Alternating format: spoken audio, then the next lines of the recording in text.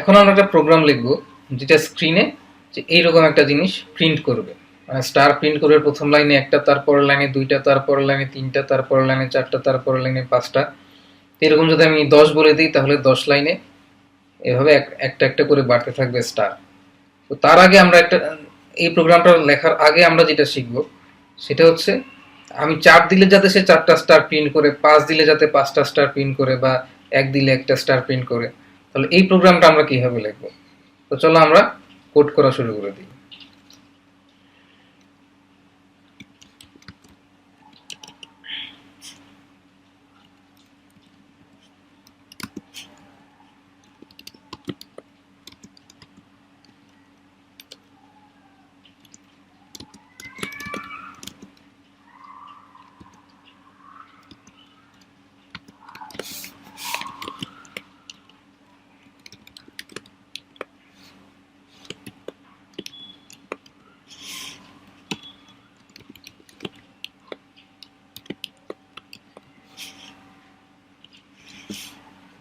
এখন n এর মান যদি আমি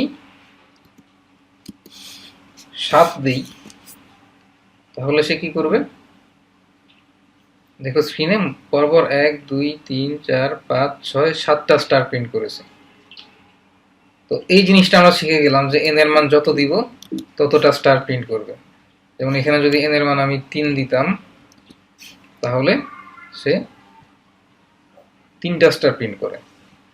তো ঠিক আছে, এখন আমরা আমাদের আগের প্রবলেমে ফেরত যাই। যে আমাদের কি করতে হবে, আমাদের এইরকম অনেকগুলো লাইন প্রিন্ট করতে হবে। তো আপাতত আমি 5 এর জন্য প্রোগ্রামটা করি। তো এখন দেখো এখানে কিন্তু আমি একটা লুপ কিন্তু আমার লেগে যাচ্ছে হচ্ছে এক লাইন স্টার প্রিন্ট করতে। তো এরকম 5টা লাইন প্রিন্ট করতে আমার নিশ্চয়ই আরেকটা লুপ লাগবে। এখন কিন্তু আমাদের দরকার হবে নেক্সটেড লুপের।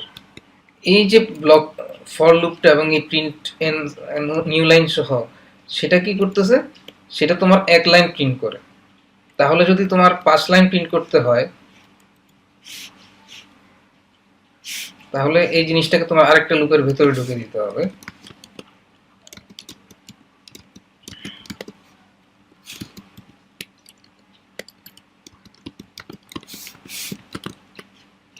এই লুপটা দিয়ে কি করবো আমি, যে 0 থেকে 5 পর্যন্ত সেটা হচ্ছে 0 1 2 3 4 এই 5টা ভ্যালু প্রতি 5টা লাইন নির্দেশ করবে। এখন এক লাইনের মধ্যে আবার কয়টা থাকবে স্টার, সেটা যদি প্রথম লাইন হয় তাহলে একটা স্টার, দ্বিতীয় লাইন হলে 2টা স্টার। আমি এটা একটু ইনডেন্টেশন করি, কোডটা ঠিক আছে, 2বার ট্যাপ চাপলে হয়ে যাবে। এখন তুমি বলো যে আমি যদি এখানে 5 দিই তাহলে প্রোগ্রামটা কি করবে, কি আউটপুট দিবে? তুমি একটু চিন্তা করো, ভিডিওটা পজ করে তুমি খাতায় এঁকে ফেলো যে এখানে আসলে কয়টা স্টার হবে। হ্যাঁ, এবার তোমার পজ করা শেষ, তোমার খাতায় একাও শেষ, তুমি দেখো যে কয়টা স্টার হয়। এখানে আমার প্রোগ্রামে ঝামেলা আছে, সেটা হচ্ছে আমি যে ডিক্লেয়ার করি নাই। তো আমি যে ডিক্লেয়ার করে দিলাম। এখন দেখো প্রতি লাইনে কিন্তু সে 5টা স্টার প্রিন্ট করছে। তো আমাদের একটা উদ্দেশ্য সফল, যে আমি 5টা লাইন প্রিন্ট করতে পেরেছি। কিন্তু দ্বিতীয় উদ্দেশ্য যেটা, যে প্রথম লাইনে একটা, দ্বিতীয় লাইনে 2টা, তৃতীয় লাইনে 3টা, এইভাবে পঞ্চম লাইনে 5টা, ওইটা কিন্তু হয় নাই। আমার প্রত্যেকটা লাইনেই 5টা স্টার প্রিন্ট হয়ে গেছে। এখন এটা আমরা কিভাবে সলভ করব? আসলে প্রতি লাইনেই 5টা স্টার প্রিন্ট হওয়ার কারণ হচ্ছে প্রতি লাইনে 0 থেকে 5 পর্যন্ত সে লুপটা ঘুরেছে এবং তাই 5 বার প্রিন্ট হয়েছে। প্রথম লাইনে জে এর মান কত? 0। তো প্রথম লাইনে যদি আমি একটা স্টার প্রিন্ট করতে চাই তাহলে আই লেস দেন জে যদি দেই তাহলে আই এর মানও 0, জে এর মানও 0। আই কি জে এর চেয়ে ছোট? 0 কি 0 এর চেয়ে ছোট না? তখন তো প্রিন্টটা হবে না। তাহলে এখানে জে এর মান আমি 1 বাড়িয়ে দিই। তার মানে জে এর মান যখন 0, জে প্লাস 1 হচ্ছে 1, আই এর মান যখন 0, তার মানে 0 1 এর চেয়ে ছোট, তখন একটা স্টার প্রিন্ট হবে। প্রিন্ট হওয়ার পর আই এর মান 1 বেড়ে যাবে, i এর মান 1 বাড়লে i এর মান হবে এখন 1। 1 কি 1 এর চেয়ে ছোট? কারণ j এর মান যেহেতু 0, j প্লাস 1 এর মান হচ্ছে 1 না, 1 তো 1 এর চেয়ে ছোট না, তখন এই লুপটা বের হয়ে যাবে, এই প্রিন্টটা আর হবে না। তখন এই লুপ থেকে বের হয়ে আমি একটা নতুন লাইন প্রিন্ট করব, নিউ লাইন, এবং নিউ লাইন প্রিন্ট করার পর j এর মান 1 বাড়াবো। এইবার j এর মান যখন 1 বাড়াবো তখন কি হবে? তখন যেটা হবে i এর মান 0 থেকে j প্লাস 1, মানে 1 প্লাস 1 সমান 2 পর্যন্ত যাবে, মানে 0 এবং 1, তার মানে i এর মান হচ্ছে 2টা। তো আসো আমরা প্রোগ্রামটা রান করি। হ্যাঁ, এখানে আমার প্রথম লাইনে দেখো 1টা, দ্বিতীয় লাইনে 2টা, তৃতীয় লাইনে 3টা, চতুর্থ লাইনে 4টা এবং পঞ্চম লাইনে 5টা স্টার প্রিন্ট হয়েছে। তো তুমি যদি প্রোগ্রামটা বুঝে না থাকো তাহলে আমি আসো বোর্ডে এটা আর একটু লিখে দেখাই। তো আমার প্রোগ্রামটা তো ছিল এরকম যে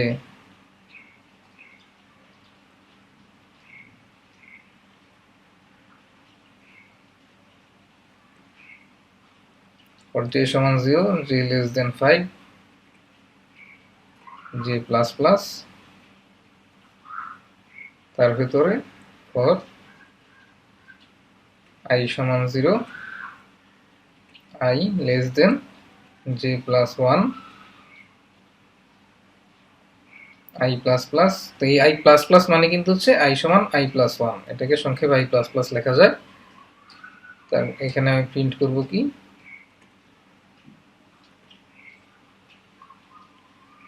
স্টার প্রিন্ট করলাম। এখানে কিন্তু নিউ লাইন দিলে হবে না, এখানে নিউ লাইন দিলে প্রত্যেকটা স্টারের শেষেই নিউ লাইন চলে আসবে। এই স্টারগুলো প্রিন্ট হওয়ার পর আমি এখানে একটা নিউ লাইন প্রিন্ট করব।